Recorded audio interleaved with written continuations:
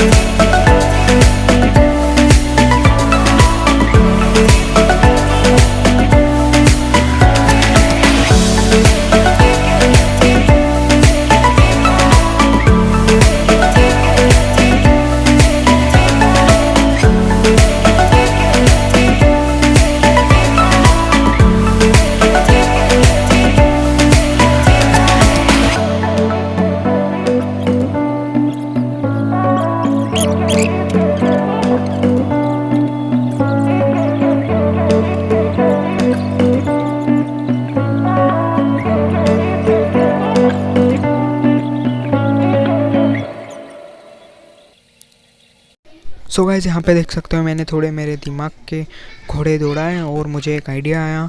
तो यहाँ पे देख सकते हो मैं कुछ इस तरह से बैकग्राउंड को करने वाला हूँ। यहाँ पे एक्सपेरिमेंट के तौर पर कुछ मैंने पेपर एक ख़राब कर दिया था, देख सकते हो पेपर की हालत।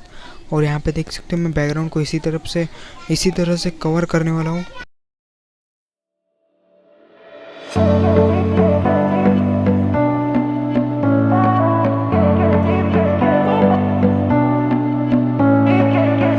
सो गाइस यहाँ पे ड्राइंग कंप्लीट हो चुकी है मेरी, तो आई होप आपको अच्छी लगी होगी।